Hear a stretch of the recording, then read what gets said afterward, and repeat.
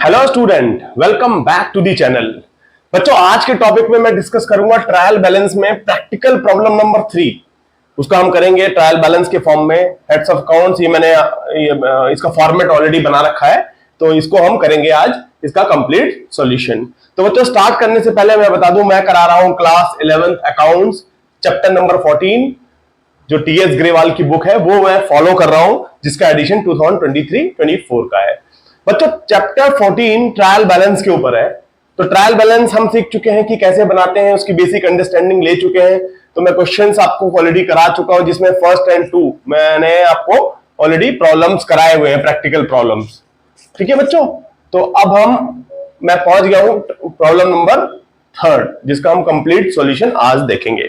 बच्चों देखो, बुक में क्वेश्चन है, prepare the trial balance from the following items. कुछ आइटम ऑलरेडी बैलेंसेस दिए हुए हैं यहां पर एक्सट्रैक्ट करके लेजर से, हमें सिर्फ ट्रायल बैलेंस के फॉर्म में लिखना है, पहचानते हुए। जो टेक्निक मैंने बताई हुई है वो आप ध्यान रखेंगे। लायबिलिटी, इनकम, कैपिटल, इन सबके बैलेंसेस क्रेडिट होते हैं। एक्सपेंस और एसेट्स डेबिट साइड में आते हैं, तो वही टेक्निक हम याद रखेंगे। आइए करते हैं कि ट्रांजेक्शन। देखिए, पहले दिया हुआ है कैपिटल, यहां लिख देंगे कैपिटल, और कैपिटल का बैलेंस होता है क्रेडिट साइड में, और क्रेडिट साइड में लिख देंगे 3,40,000। इसी पैटर्न में लिखेंगे ताकि हमें टोटल करने में बाद में दिक्कत ना आए। ठीक है, कैपिटल। फिर लिखेंगे ओपनिंग स्टॉक, ओपनिंग स्टॉक, वो भी डेबिट साइड होता है बैलेंस। एसेट होती है हमारी, तो 85,000 आप यहां लिख देंगे। ठीक है, फिर आता है फर्नीचर, जो एसेट है हमारी 1,26,000 की। बहुत सिंपल है, आपको सिर्फ नेचर ध्यान में रखना है कि फर्नीचर क्या होता है, स्टॉक क्या होता है, कैपिटल क्या होती है। देखो, फर्नीचर एसेट्स होती है, ओपनिंग स्टॉक एसेट्स है हमारी, तो एसेट्स का बैलेंस डेबिट साइड। तो इस तरह से आपको समझना है कि कौन सी अकाउंट किस कैटेगरी में फॉल करता है। लायबिलिटी, इनकम, कैपिटल, एक्सपेंस और एसेट्स, इनसे ऊपर नहीं हो सकता। यही 5 कैटेगरी में आते हैं हमारे जितने भी अकाउंट्स होते हैं। ठीक है, तो यहां पर आप फर्नीचर लिखेंगे 1,26,000 की, जो कि हमारी एसेट्स है और वो डेबिट साइड होती है, उसका ट्रायल बैलेंस में डेबिट बैलेंस होता है। परचेजेस, परचेजेस हमारी खर्चा, एसेट डेबिट साइड ही होती है। एक्सपेंस को हम डेबिट साइड लेके जाते हैं। 89,500 यहां लिख देंगे, 89,500 करेक्ट।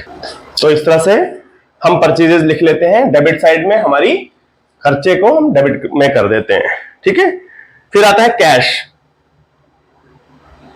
कैश क्या होता है हमारा, एसेट, और रहेगा डेबिट साइड का बैलेंस।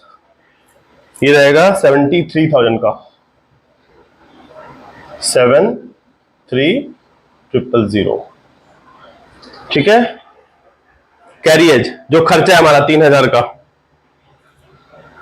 यहां लिखेंगे कैरियज, खर्चा हमारा 3,000 का।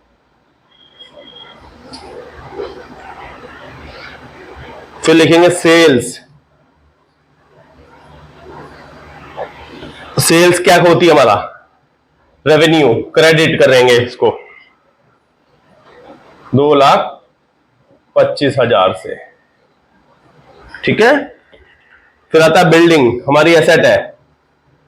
आपको सिर्फ आइडेंटिफिकेशन करना है कि capital, liability, income, capital, assets और एक्सपेंस, इन्हीं में कैटेगराइज करना है। अब बड़े आसानी से लिख लेंगे 1,20,000। Return inward 19,000, return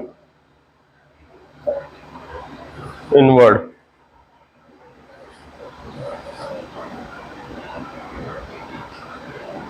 19,000, return inward. देखिए क्या होता है, जब हमने माल बेचा, माल जब बेचा तो सेल करी, सेल होता है क्रेडिट। जब वापस आ जाता है रिटर्न इनवर्ड, मतलब सेल करा हुआ माल वापस आ गया, तो उसको हम डेबिट कर देते हैं, रिटर्न इनवर्ड। हमारे पास माल वापस आ गया, सेल्स रिटर्न बोलते हैं इसको बेसिकली, इसमें कंफ्यूज ना हो। रिटर्न आउटवर्ड, ये होगा परचेज रिटर्न, जो कि परचेज अगर डेबिट होता है तो परचेज रिटर्न हमारी रिटर्न आउटवर्ड क्रेडिट हो जाएगी। कितना है? 3500, 3500। अब लिखेंगे ट्रेड एक्सपेंस। ट्रेड एक्सपेंस खर्चा है हमारा, कितना आएगा? 10,000 से। ठीक है, इस तरह से लिखते रहेंगे। डिस्काउंट रिसीव्ड इनकम है हमारी 9700 का। डिस्काउंट रिसीव्ड हमारी इनकम है 9700 की। ठीक है, सैलरी खर्चा 30,000 का। सैलरी कितना है? 30,000। लास्ट एक और ट्रांजेक्शन है ऑफिस रेंट 22,700, ये भी खर्चा ही है। ऑफिस रेंट, ऑफिस का जो रेंट है वो 22,700 का है, तो डेबिट साइड। बच्चों आपको डेबिट और क्रेडिट में कैटेगराइज करना है ट्रायल बैलेंस के फॉर्म में लिखते वक्त। और कैसे करेंगे? आपको इसमें इससे पहचान में आ गया होगा कि लायबिलिटी इनकम कैपिटल के बैलेंसेस क्रेडिट साइड और आपके एक्सपेंस और एसेट्स डेबिट साइड, बस यही ध्यान रखना है। अब हमने ये सारी ट्रांजेक्शन लिख ली है, एक बार काउंट करते हैं। 1 2 3 4 5 6 7 8 9 10 11 12 13 14, 14 ट्रांजेक्शन है। ये भी देख लेते हैं, 14 ही है। 1 2 3 4 5 6 7 8 9 10 11 12 13 14। अब हम टोटल करेंगे डेबिट साइड का और क्रेडिट साइड का, ये इक्वल होना चाहिए।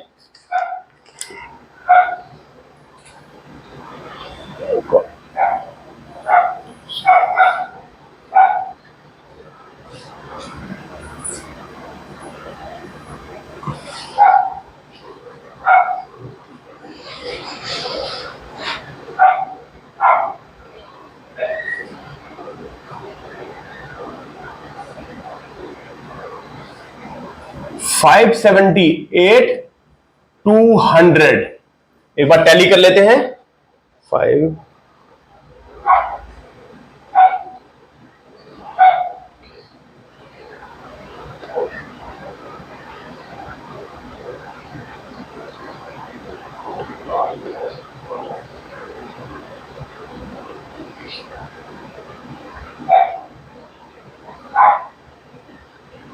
Correct, absolutely correct. देखिए डेबिट का टोटल 578,200, क्रेडिट का टोटल 578,200। तो बच्चों ये रहा हमारा complete solution for practical problem number 3। तो मैं उम्मीद ये करता हूं कि आपको ये अच्छे से समझ में आया होगा। बहुत इजी है, सिर्फ आपको नेचर ऑफ एक्सपेंस, किस तरह का नेचर ऑफ ट्रांजेक्शन आपको पहचानना है कि वो आपकी जो जनरल बेसिकली जो आपका अकाउंट है, जो हेड्स ऑफ अकाउंट है, वो किस कैटेगरी में फॉल करता है। बहुत आराम से कर लेंगे, बहुत आसानी से कर लेंगे, आपको कोई भी दिक्कत नहीं आएगी। तो please like, share and subscribe. Thank you, thanks for watching.